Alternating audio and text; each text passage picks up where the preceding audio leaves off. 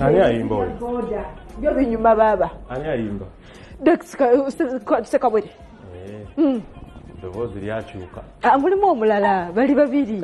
Wamma mpuliramu eddoboozi ery'omuntu ne bwe eri olinza okuva yayimba bbaala nga musiraamu ate n'agibeeramu n'akwata endeku n'aginywereramu. Anyway, congratulations. Kuyiya kati tukiyite kiki? Yani cause Dax Cartel. Flyman. Nyamukyala we Momo 19. Beekyawa ne baddamu paka lwe batuleetedde. Webibeera. Mutulageeko baby bw'abaawo nga tetunnatuuka ku nsonga ya Balamu bannange. Ye kati mwana wakumeka oyo? Badde bazaalayoko? Baby tunaabaddira. Baby tunaabaddira soke wa Balamu. Kubanga Momo 19 anti naye alinga Prima. Ani ngani? Prima. Kitegeeza kyekyo. Oli eyo mukajja ositedde. Nki ekibafaanaganya? Balina bye bagatta ne bye baawula. Ebiriwa? Soke ebibagatta? Sooka oleke tusooka olubuto. Oyo gw'olaba yazadde. Sekawere ng'ali bulala. Kyakola ku bibi. Asisuubira sikyamulaba. Birindooza byamugjayo byabadde nga ebibagatta ne Prima. Bibiriwo bitwagalira ddala okumanya ebyo. Bonna bagezi. Bonna ate basuubuzi. Ate bakozi ba ssente. Balina ennyonyi. Katuddeko ewa Balamu. Awo tunaamuddira Dax Cartel yazudde. Ndi? Kikomawo. Ekigambo mpulira mulinga kingamba nti badde ogenda ngamba yazudde mbu omwana si wuwe. Naye seeguya. Nyabo. Mbadde gina gamba yazuukidde. Mbadde mmanyi. Balamu Ssaabavulu. Ekibuuzo yakizzemu kye mwagala bulijjo. Ekyakasaati? Essaati anaagikyusa.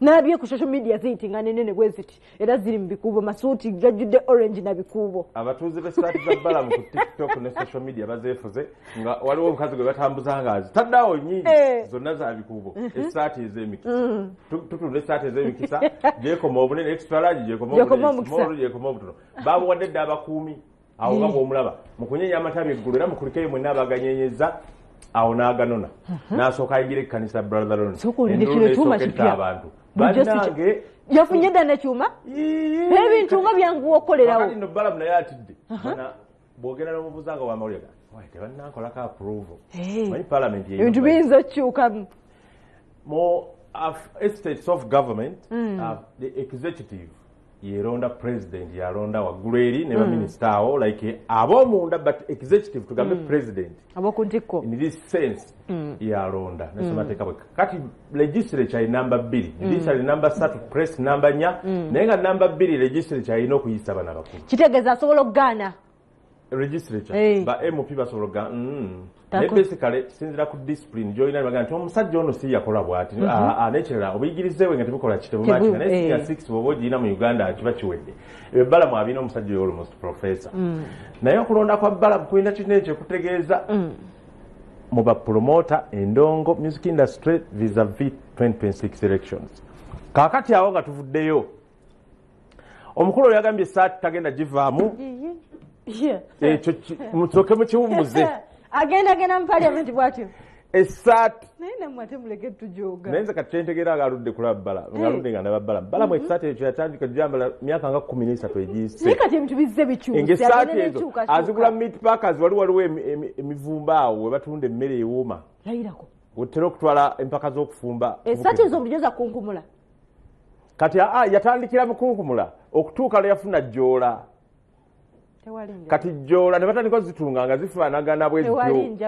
naye essaati teri emu mulowooza ayina nnyingi nga za njawulo zawukanamu obukubo katini omukulu oyo gwe mulaba si mugezi mulwadde kaakati katandika okunnyonnyola waatandikira olyoka olaba Ssaabavulu yagala takyali Ssaabavulu kati minisita w'abavubuka n'abaana as per the appointment president yakoze olwokuna ekiro ninirako esaategedde bulijjo manyi okunyenya amatabi kw'abakatoliki abannaffe n'abalokole banyenya amatabi ate balina ne bishop waliwo n'omu agenda kufuuka kalidinaali nti ebitiibwa byonna biibi naye nga ekikulu eddiini z'abantu tukole ki anti tuba tuyiga bitali byaffe tubeera mu kuyiga ffe twasoma nemu ya bukatoliki twaba kumanya birala era omukatoliki tawakanira bya ddiini kubakko obukatoliki kakonge kakukkuba okekonako bwogwa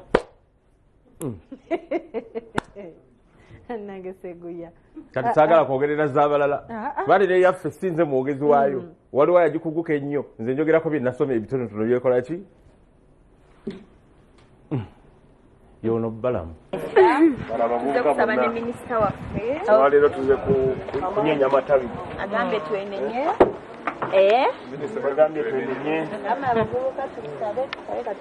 ozenyenya amatabi leero tuze kunyenya amatabi okay tusoseganye kugiganyenyeza ku St. Luke okay kati St. Luke tumaze kati tugenda kusaba ne brother Ronnie okay yes tubale tumanyi engeri gye bakwadde fo akasaati togenda akaddamu ate saati bampadde bukulu bwa olugoye oba bampadde bukulu bwa kukola mirimu nze eno saati yange president asobola okujjako saati ya white atasobola okay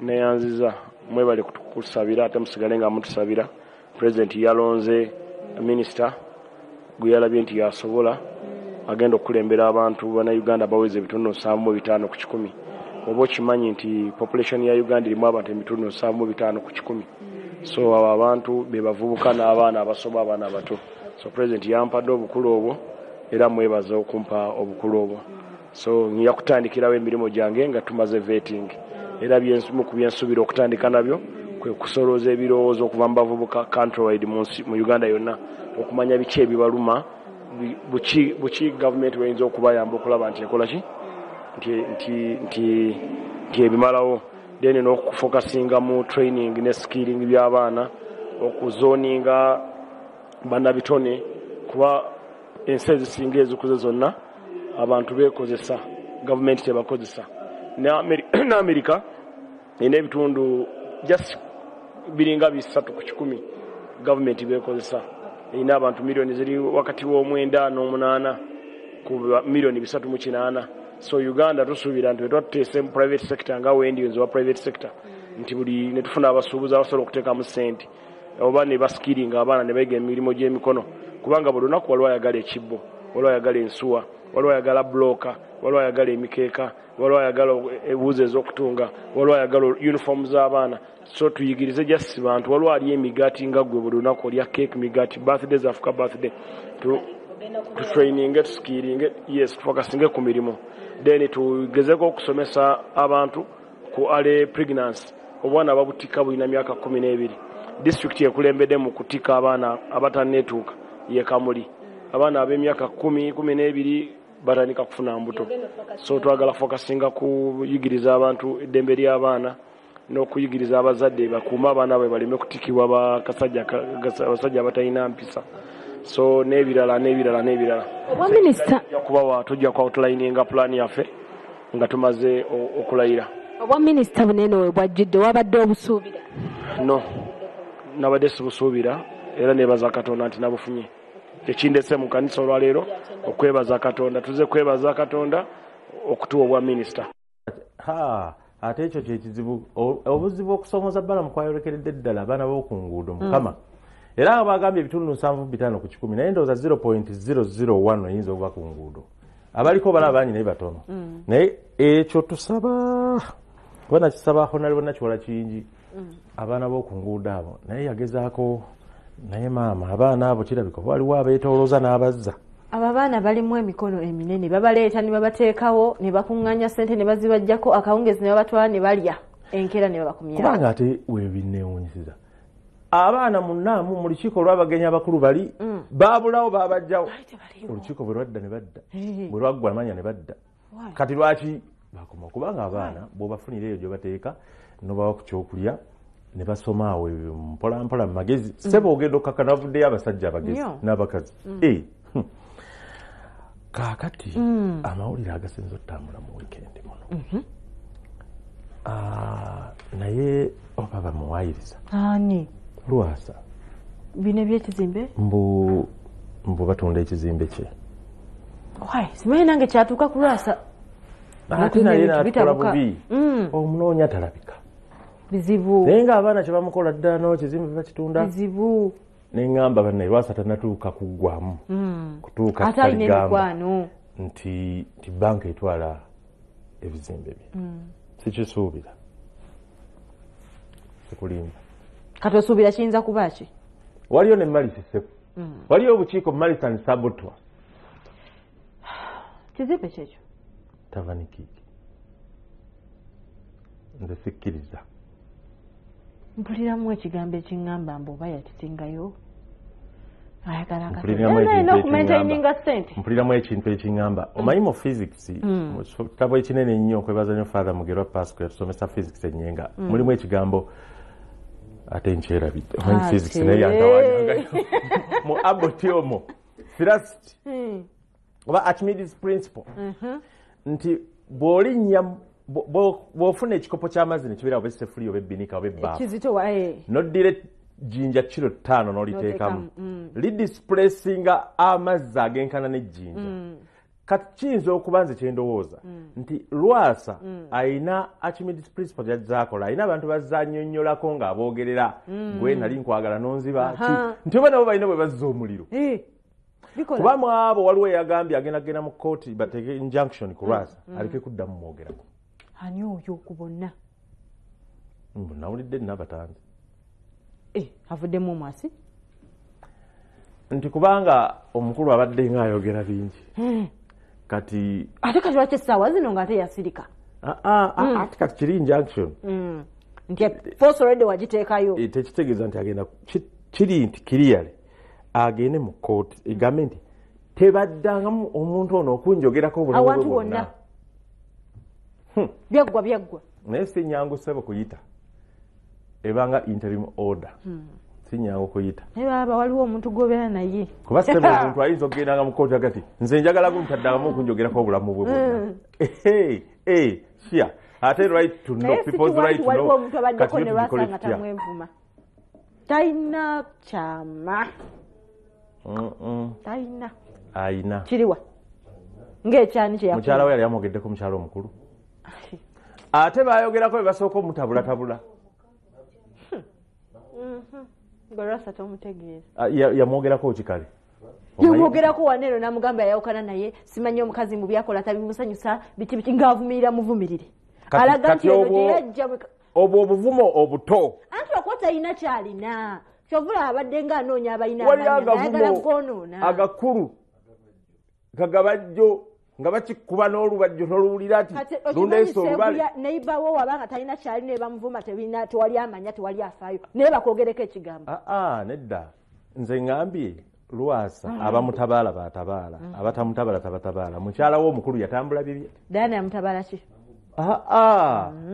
sokoleke ensonga zaabwe ne silence means a lot nze Lwasa alina emboozi gyangala kuba tugenda mu kuwummulako omuntu omu gwe yagulira emmotoka nga mpya short pajero chassis omuntu omu era kale nze mugambyeko nti yoyo nze gambye omuntu omu bwe yali ava e Masaka emmotoka n'efiira enabbi n'akubira omuntu omu oyo amunoneko kuba emmotoka ye kutuseeko omupiira eriko Lwasa erinnya cross country oli n'amugamba nzijja bwe yagulidde empya teyalabika paka kiro ssaawa 3 ate simu n'agijja nako weewaava okutabuka omuntu ali bize linnya boda togamba ndi bize tuwumule n'okuwummula n'ogiteekero kakati ebintu bw'osirika aba ne babibbayo k'obitereka ewaatu ne babibbayo nga tolina gw'ogambye olumu guba gusinze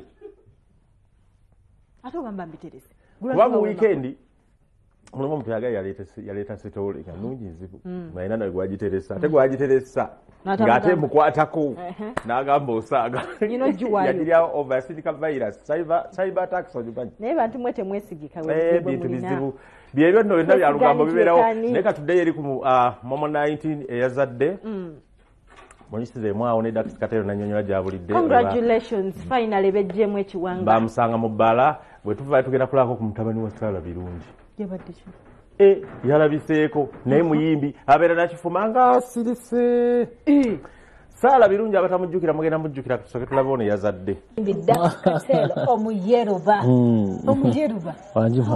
I'm fine. First of all, webale kukola. Another thing, Mama ngambye, I was talking to you, maybe she's okay, let her come, let her come, she's, you know, that is the word she exactly. Thank you so much, baby. Ndi bulungi sina tabu. Ndi musanyufu. Esanyu ndiraba. Okusanze nakufuta alyosiiba. Kitukakatako okusiiba kuba uno mwezi gwe tulimu. Mwezi gwa byafaayo sina mu dini ya Busiraamu yokka. Wabula fena at large. Uno omwezi Qur'ani mweyakira ate tukitwala nti shwaitwani zonna zibansibe ku ngire. Era bagambye saawe n'omuntu akola ekibi teyeekwasa shwaitwani.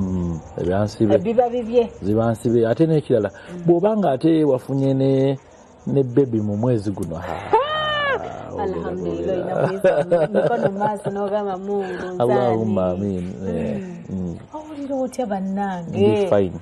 Ndi musanyufu era kintu enyinza okugamba abavubuka n'abatulaba eyo nti tosobola kutegeera ssanyu ly'olina munda oboleka ng'ofunye reflectiyo.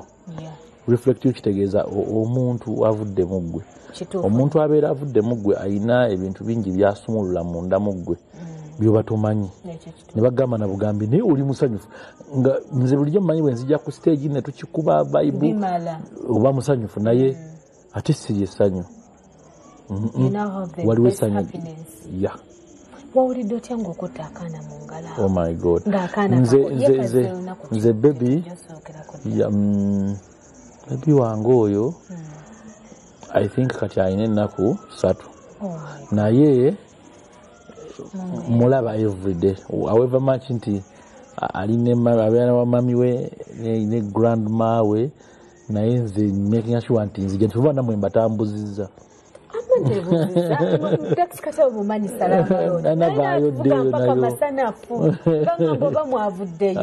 Eyo nayo navaayo naye era bali nina okukola ki kuba nina omulaba siina kintu kyenyinza tewali kintu kiri value no ekyo kisukka essanyu lye nina tosobola disiba you cannot stop it. No, it's so bad and family yaffe ekyenjawulo kyerina tulina bond gye tubadde nayo ne tunaba na kufuna muntu mulala ono ne kati ono omuntu omulala ate bw'azze ate alina bingi nnyo nnyo lot yalese mufe yazaalidde ensambya bagita K si nsambya eri abantu gye bamanyi there's a private hospital K. Oh my God, bali bayitirivu. Dr. James, thank you so much for what you did. Dr. we okuva nga student paka leero tuwali ne experience ennungi kati olunaku lw'okuzaala lwatuuse mututte mu ddwaliro and nze manyi first of all twali tumanyi na date si ndala manyi tukyalinawo akabaana yafunye early delivery. Ninga baby was okay. Yes, and he's okay. And never when you first baby. Yeah. Kati na the show nga na bookings nenga show mu yabaddeho email nga wanyi when natukire ka. Okay, congratulations banange mama 19 ino mwami we ni mwana wa mwasoka ni mama 19 wale taina bana. Oh why? Sagala kugenda mu bintu byesitegira bulungi. Dax. Oyo alabika musiraamu alabika alinayo ze haki n'abaana. Okay. Alinga Dr. Saddam Rashid kwa banne waliwo musiraamu eyalunje Saddam Rashid. Nti. Naye. Omuntu kale sagala genda bya dini byesimanyi yagenda okukisinga mu kisiibo si kituufu. Waba mchala wokkirizibwa engoma z'okusibuka. Yabadde haki tebannagitukuza. Amahale teyagalidde. Amali tebannagaleeta kyobula haji tebannamuwoowa ebintu byanguye bwe tubirwawo negenda okuyinga ddagirawo okyali kukyakkizinga n'omukwata mu ngalo tokkirizibwa kati tukole tutya yeesonyiwe amadini agonze gentira ddala y'abasiraamu n'abakatuliki ennono zaago zasukka obuwanvu kati naye Mr. and Miss Bukedde essande eno pasika tolina kyeweekwasa lunaku lukulu ekyokubiri sente promota w'ekintu ekyo gaffe tutegese Bukedde promota era najja Nobat ayina bw'annyonnyola ku nteekateeka Nobat ono Nobat bannange naye nga sagala abantu beera tuli kansanga ku Diddy's World yali Diddy's World kati yafuuka Wonder World bwe tulina okubeera abaana baleete senga muleete kojja muleete buli omu muleete anaawangula miliyoni ezo abawala abagoggofu n'abasajja nga nze bonna bagenda kubeerayo nagambye Dalidi agende n'ekayawulidde slim tender quiet brown ninga nagenze mpita kati katulabe Nobat byatugamba addamu ebintu ba Bukedde TV amanya nze Nobat twizire abasinga gwe bamanyi nga Nobat events saabategesi gwe promoter yekka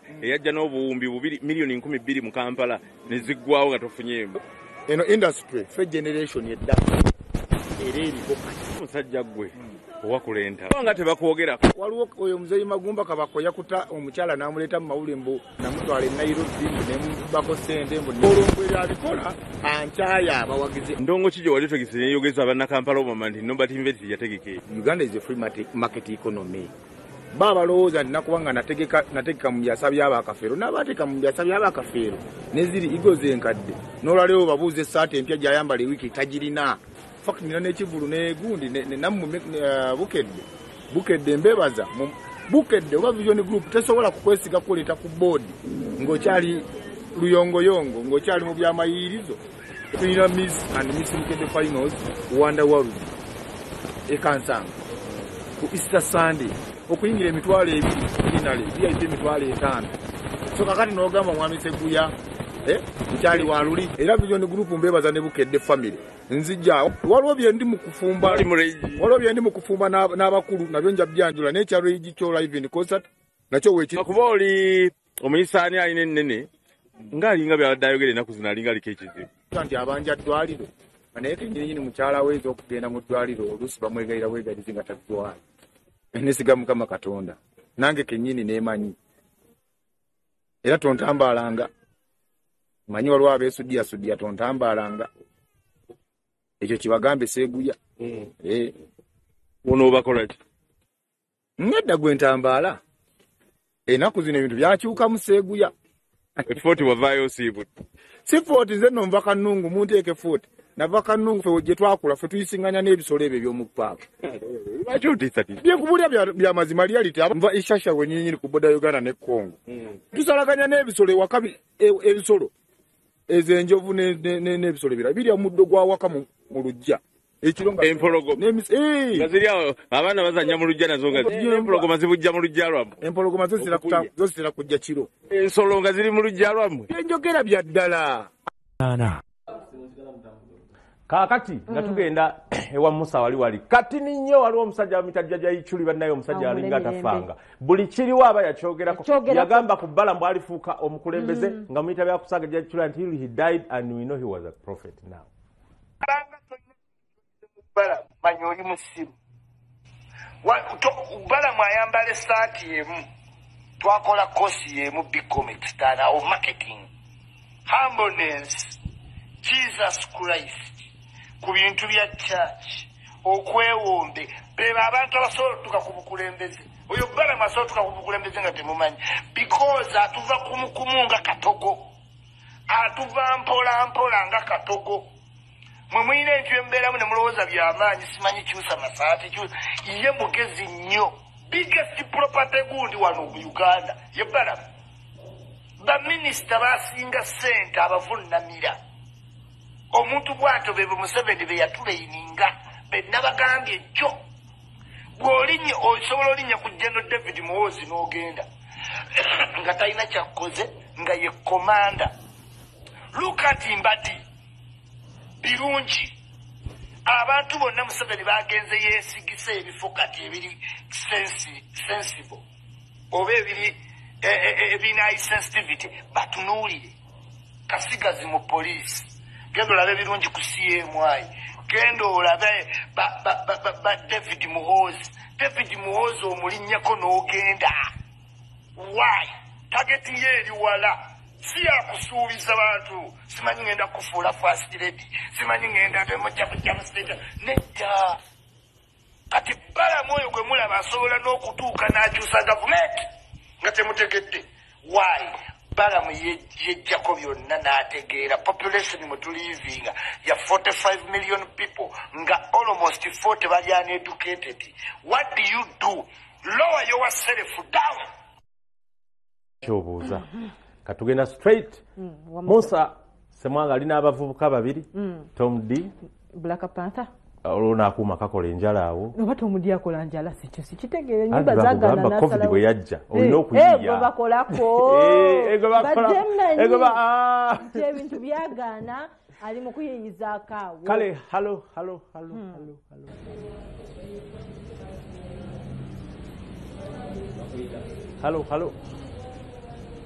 Yes Musa.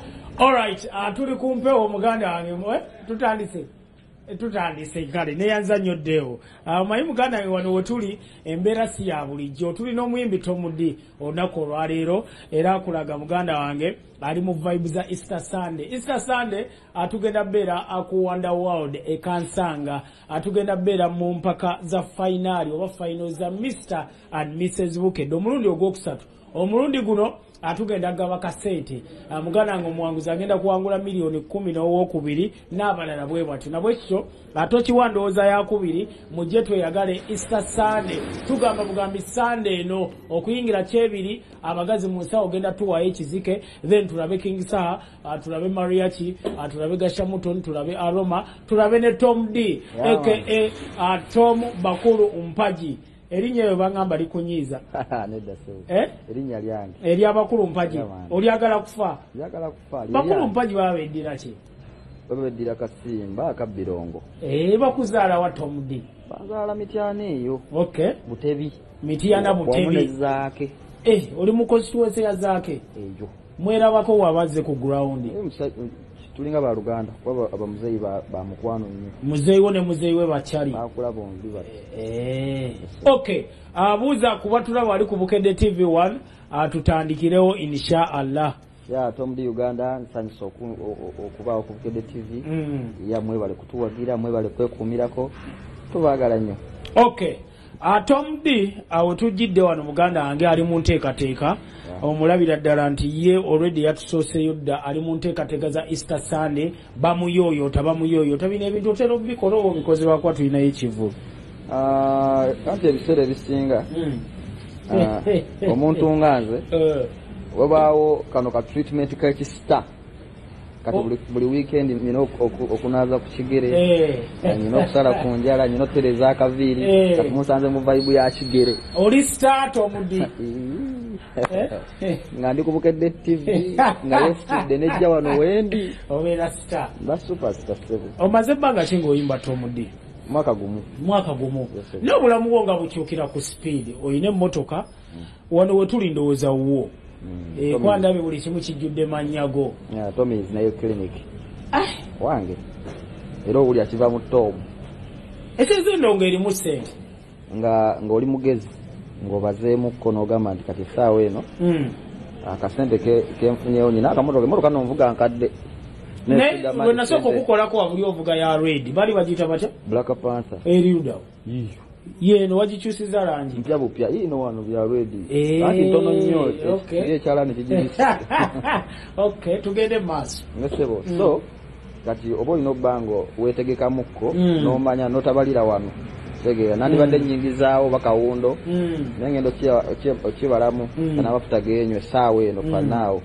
nga mujja kudda wano mumbuuze lwaki waggwa tegeera so nensalawo nseetinge obulamu first akasente yokka naawira akeeyongedde era kyenkubiriza ne baganda bange abatandika oyimba okay oluyimba lwa Muzabibu tubadde tulina okuyingiriramu naye abantu beeyongedde odwagala naye olwo nasanze naga Semwanga Tom D mutubuulize waki yakoppa oluyimba lw'Abannakenya ndowooza kati interview etandise ki ekikopya ennyimba z'abano Tom D ebiseera ebisinga music nga wonagamba nti Tom D bamubala mu ba artist kati music art oshegeera so ebiseera ebisinga tekuba kukopa naye ekigambo ekyo ky'okyusiza otya oshegeera abantu bakinyumirwa batya onfuna so nze nkibalanga art n'okyusa kubanga byonna byonna ebigambo byetuyimba babiyimbako oshegeera so kati nange ate ng'omuntu netetenkanya noonya wenkola woyitira kati tonzimbako nnyo kayumba wali tomwakopa nnyo no mpiseewo mpagira ndi munnayuganda munno nawe oluyimba lukubye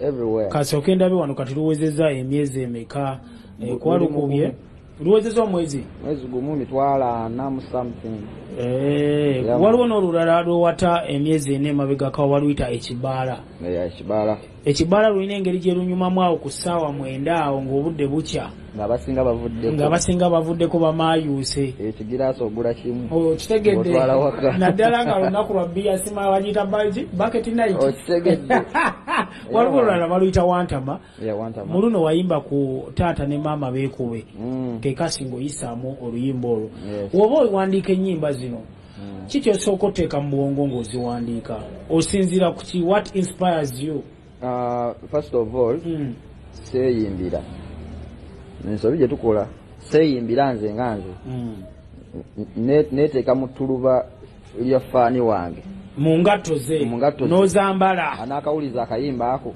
akagambo kano kanaamunyumira katya tegeera kubanga ffe tuli nnyo ba mukwano tetuli nnyo bakubuulirira bwe bigambo babiyimba tuli ba vibe kati omusajja oyo anaaba atamidde ku saa 8 w'omugamba leeta maama ono wange beekube of course aba yavudde wali mu kubuulirirwa kati anga agendako mu vibe aba alina okukyusaamu tegeera aba alina kayimba buyimbi nomuyimbira wamu kyobola ennyimba zaffe tuba tuyimba nyimba n'abantu you understand yamani waliwo akayimba kewayimba akalala kankwatako bakayita proud Muganda proud Muganda kituufu oli Muganda naye ebiseera ebisinga abayimbi they don't celebrate roots zaabwe kati gwova ku kino ogamba Muganda wange nvudde mu lino bbanga tetwasoma ekibaala kanyimbeyo ka proud Muganda kati kubeera versatile nayagala laga ku bantu nti ndi versatile kuba oluyimba olwo oluwulira ddala nti kuba nagamba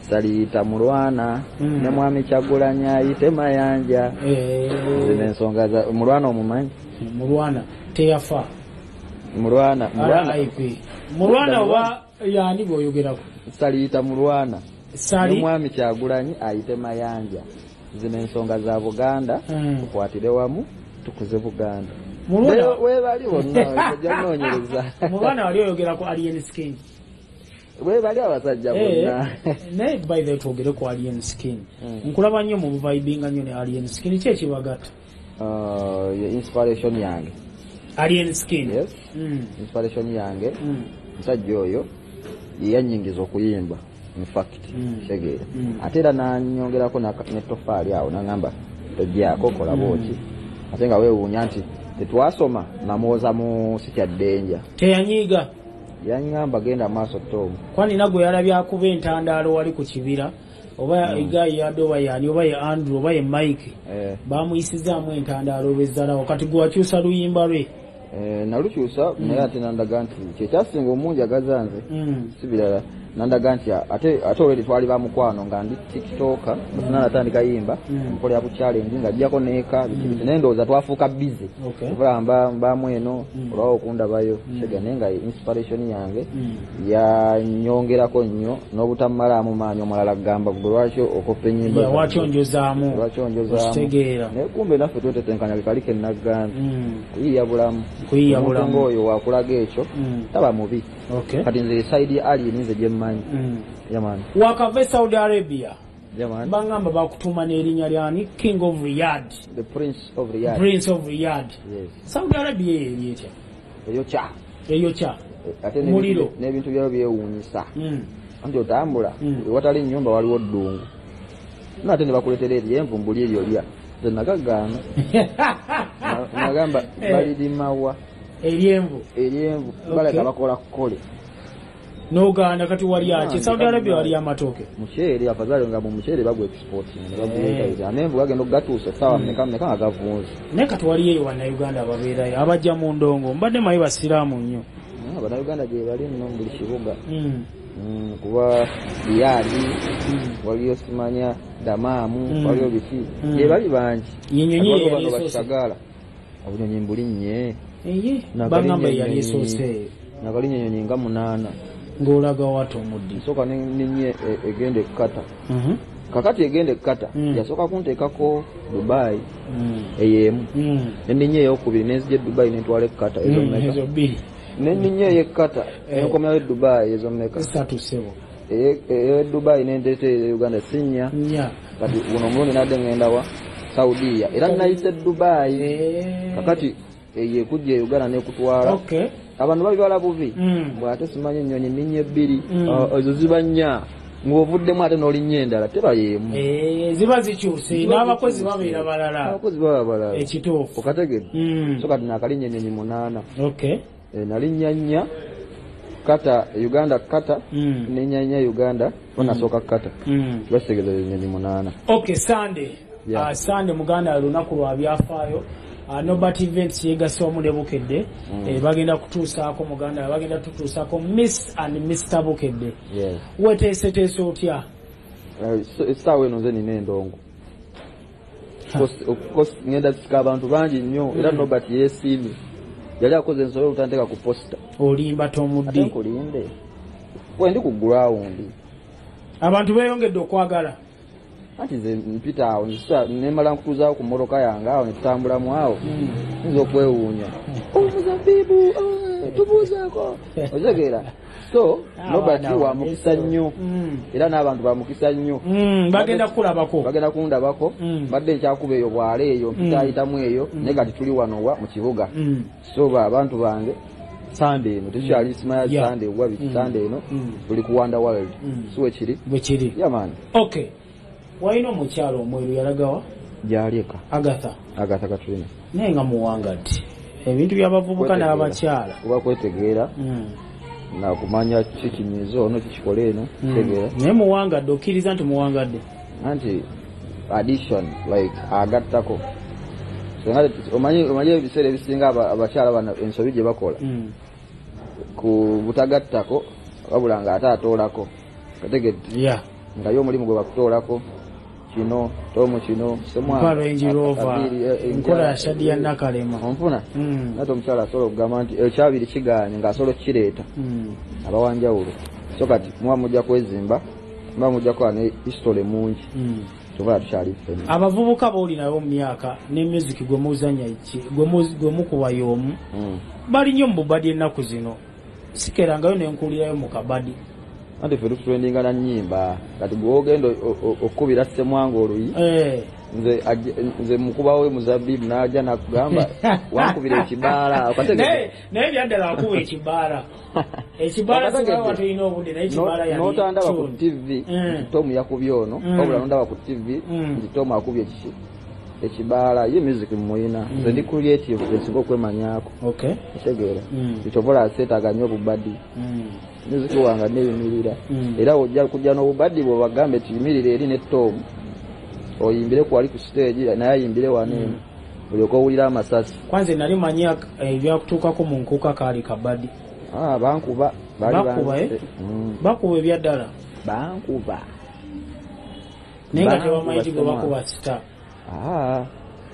nanti n'oli naye gwe bagamba gwe nakuba yali sita alina ababa bamukirizaamu nga sita olina gwakuba gwe bagamba nakuba naye nga saamukuba tewamukuba what happened eri omuntu atula omulundi gwe ogusookedde ddala omuntu oyo nyina omulenzi gwe nali naye yamukuba wamukuba n'abuuka n'agwa kuki n'ava ku stage n'abuuka n'agwa eri esegeera yamukuba yali ansika bao n'agamba nina omuntu gwe ndi naye anzikiririzaamu ate nga alaba bansika bubi nnyo tegeera kati nze nange saamanya agenda owulira omusajja akaaba bankubye eriiso ate ngenda okwetegereza nga nsigaddewo ogwo manyi ku stage twali tetwambuseeyo na security yange naliwo nze n'omulenzi yanyambusaayo oyo tegeera kati agenda olaba omusajja ansika tamanya ansika kumba omusajja ansika jjejje tegeera jjejje ono owaffe kati omwana ndowooza n'amukuba n'amuyisaamu jjejje kyokka nga mukuba nannyini byuma onfuna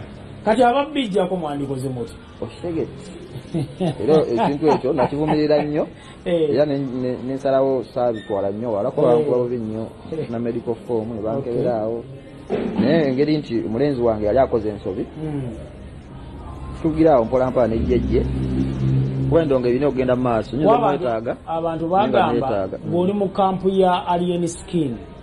Alien Skin bamugana okuyimba ku kivulu ekyo yalina obutakkaanya ne promota waakyo kati gwe ki ekyali kikutwalayo okuyimbayo ng'ate oli mu nkambi ya Alien Skin?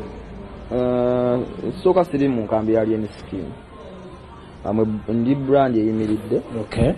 Omuntu abooking wanze bambooking nze ndi mu Black Panther Entertainment. Alien Skin nze siri mukwano gwa Pango ne siri mukwano gwa abawagizi be, ndi mukwano gwa Alien Kiziganze, mukwano gwa Alien Skin kitegeera. So nze nali mbookingiddwa ekisookera ddala era newokebera ku posta naliko so nali mu kifo ekituufu mu budde obutuufu jasitebyo byajja buki era nali siteeti okuyimba male ngende ku nkwakyo male neyongereyo ne ku gundi zange ki endala ng'abayimbi abalala bakola tegeera. So kati gwe tolina lukusa era bafaani bagamba temukisussa tolina lukusa kujja kuŋŋamba mbu toyimbaawo sege kujja ng'ogenda kunteerako akakadde gaye tomu sasudde sente ze bakuwadde togenda yimba eri naye oba tolina sente zompadde I have to work. Ndi muyimba ennyimba nyimbira abantu eri waliyo crowd nyinayo abanjagala neno nyinayo abanjagala so ekyo kirina okuba bwe kityo ate nze siri mumpalaniraako kuba mubi naliyeni yakiyimbako baagala nnyo mpalaniraako segedde. Masaka waliwo ekifo kye bayita Notre Dame okimanyi? Tekirwa Notre Dame Ajofre Sempija ngambye ndabira Tomudi obi wange Masaka ku Notre Dame. Notre Dame kye kisomero ki ndabanga damu y'amasannyalaze simanyi naye Masaka nyinayo bakyali bankubyeyo nnyo. Ono munnamawulire munnaffe agamba akutegeera nnyo omwambalira bulungi. Ani alonda engoye z'oyambala? Agata omukyala nti alina edduuka nyinayo bawagira oyo mpagiraani alina botiki omukyala? Alina botiki awo mu Kampala kufaneya mooli naye yagituma Agatha D collection noterako akaddi Tom D okategere. Alright atulaba ku Bukedde TV1 anze Musa Semwanga akanyomero kano abakayita celebrity breakfast ekyenkya ne serebu tubeerawo no Monday up to Friday afogwaffe gwa kubeebaza kutuwagira bino ebintu tetwandibikoze Tom D nga abantu abali eyo tebaliiyo twandikeddwa ono ne tweyogeza nga teri atulaba n'okusinziira ku research eraga nti muganda wange muganda we ever challenge but never equal nga DJ Shiru bwagamba. Alright nga tuwindinga up Tom D. A lot is happening mu ggwanga naddala mu sako za entertainment. Abantu abasinga bawanise ebivulu abalala babijjeeyo. Tom D wali otwaddeyo ku concert yinza obba sijjukira adde sinaba naye kibadde mu pulaani yange omwaka guggweerako nga guggwako awo kubanga package nyina y'amaanyi nnyo nyina emizabbiibu awo ng'eno egiddako kitegeera ngamba mu maanyi so mukama wanaaba tutereddemu kyemmanyi Desemba eyo oba January kasooke twesettinge bulungi saagala kano kumanyi kati nina akantu kesitaagala agenda yimba biki banjagala nga naawe omulabi otunula mu package wendaba posta manyi agenda yimba kino wekiti kalina gundi kitegeera so kati njagala nisooke nesettinge bulungi mbeere bulungi mbantu nzigumire nga ngamba nti omusajja awanise aba awanise kuba ne Alien yawanika naye alina ennyimba nnyingi alina katologula yakabi nfuna so kati very gunde nga nina ennyimba nnya zikuba kampanike of course wawawa aba bajja gamba tayimba ennyimba nnya naye kati sofa tuli mu nnyimba 10 kitegeera tujja okay akigambibwa sente z'abayimbi zafulumye ku federation obuwumbi bw'esita namanya bumeka naye zafulumye era nga banayatandise wafunyeyo ka message akalaga nti why Tom D as an artist ebibiri bibyo kyaka connection soko mpe ku connection ebinonyerezaako tonafuna adakakaga naye nga wandizaagadde wakinedda twagala sente teri kirala obuzibu teweewandiisa kuba bagenda ozifuna bebeewandiisa nsobola ogenda neewandiisa soga siri muyimbi simanyiddwa nze nyina oluyimba olusinga kati mu Uganda kikakatako Tom D yafunyeyo ate okwewandisa kitwala mwaka badde mayo wandika wali linnya nti Tom D is registered gundi osegere kubanga nange nyina essaawa eno nyina ku gundi toga sikola impact wenkuba mwawo naye nkola impact nange nyina abawagizi bampa ssente I want money. Tom D kyenjawo okumanya nga tumaliriza still omuntu wabeera ne hit song reflecting ne back account balance very much kakati kyewunyisa wano wentudde guno muzabbibu kati ndowooza so kitegeeza kiteko wano tuli mu miliyoni nga ziizo muzabbibu so kiba kitegeeza okufuna oluyimba abajja kubuukinga anti eno bakubanja naye nga yeronda owentono wewacha wewe nina bakwano bange bapromota bandyagadde okutegeka naye tebamanyi ssente oyimbira ssente meka ekampala ne mukyalo esaba ssente nga meka nsaba noyimbira obwereere kasita kibanga kisinza ku muntu n'omuntu azze otegeera so kati ekyo ekya ssente kisinzira ku muntu engeri gyazze gyayogedde distance tosobola gamba nti wano nyimbira ssente bwezi wano nyimbira bwezi tulina ne bakyali baffe tuyisaamu ajja nawumikira mubwereere nogira ki kitegeera so kiba bwe kityo buntu wewebalamu ng'oyita tugenda ng'okola okay nga tumaliriza ngenda kusaba Andrew otegeka oluyimba lw'omuzabbibu naye nga tunaluzanya ebigambo bye bisembayo Tom D mwebale mwagala first of all abalabi ba Bukedde TV mwebale kuwagira mujiji guno muto mwebale kukkiriza kulekerawo obutagaggawaza bagagga naffe nemugala ne Tom D otegeera so toyanza nnyo otegeera anti bwe buzibu bwa wano oli n'abaako guno otegeera jamani so mwebale kuwagira Tom D n'ekirala wano wetuli ka business kange Tom is nail clinic tukola enjala bigere ngawo birabye wano ebusaabala wano okumpi ne Luwombo man tetugenda kusukakaawo olunaku olwaleero nkoze ne Deogracious Kyaligonza ayina ebintu byatadde wano ne Tom D ne bimutiisa ayina amataala agali mu bbanga katubaka ne katadde wano kebayita batya tulina Tina naye waali olunaku olwaleero however fe tubagamba ekintu kimu Sunday eno atuli ffenna ku Wonder World mu mpaka za Mr and Mrs Bukedde agenda kwebaza muganda bamuyita Dickson abeera ku kitimba waliwo Peter Kanakulya musajja wa Kabinyo waliwo boss wange top manager bamuyita Justin Nakagwa kati ali awo yeetala essimu evuga naye ebikyali ekyo fe tuseewo olunaku olwaleero musibe bulungi Comprehensive Institute of Health Sciences lisomesa certificate in nursing, certificate in midwifery, diploma in nursing ne diploma in midwifery extension. Wewandise mu January ne July intake. Mubitegedde bulungi nnyo ndowooza. Omulamu omukulu Mr and Mrs Bukedde. Mu kubyogeddwako n'ebyafaayo by'omukulu. Tabira Mrs abira Miss. Kwabeeramu. Era byonna bye bimu. Mbina njawulo. Mbera Mrs tugeze nti gwe bba wange. Mrs Seguya. Tongerezaako. Kale ngereze kwani. Kale Mrs Mr we wange. Kati tugende mu mboozi za boda. Sente z'emizannyo. Osabula. Bapita masafu MC Bukedde TV kwoli program bajja ekyencha mboozi za boda. Oli otya. Muli bulungi eyo. Akasente mufuna muchapa mufuna nze bampa baboda wabale nyo my producer madam Nakagwa oluwamanyi kyo kibogo black oli bulungi ina tabu ogaddewo mwana nzigaddewo kibocho gaddewo mbeera kasana kanji ekifo kugalawo mutwato ogalawo nagalawo eno mu maaso January ali ati akasana okalaba sente mufuna kasente mwekali katonotono tukatetenkanya butetenkanya sente mwazide mu Christmas mwazide kivubi lwaki baboda boda muli kivubi tubaye tuludo zirya nga tuzetegekedde mubade mu ludo zirya mwazi kutteko ofe katuzirye netuzirya kivubi ngera bulijjo bwe tubaye tuzitetenkanya ababoda boda muli kivubi bwe kiri tulinga balunyanja lwaki muli ekivubi ate oba tuziyola ku kkubo tuzisanga okwo n'abasabaze nga bazina ne bazituwa ne tuzikola ne tuzitandikirawo zirya oba sente muzisika ku bakyala bana bakaba obusawo. Mulimu abasika obusawo naffe abavuga boda boda kwega tuli ba mirundi ngezi. Tosika kasawo.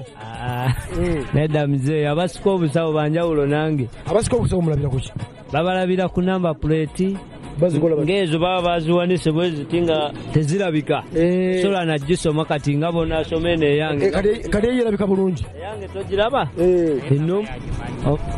Ne namba yo jimanyi. Jimanyi bulungi. Eri ero.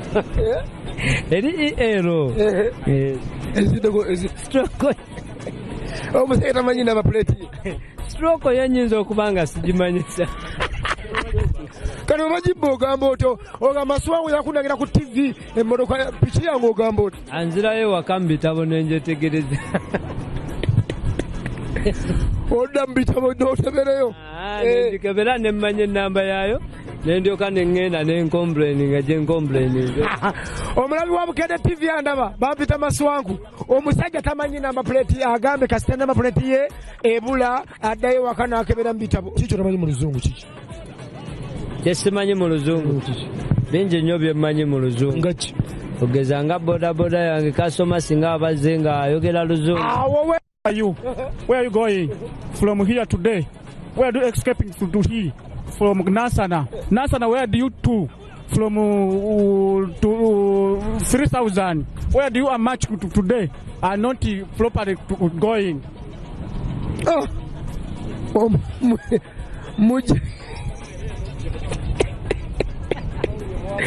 Leba nange abalaboda mujja kunzita nfe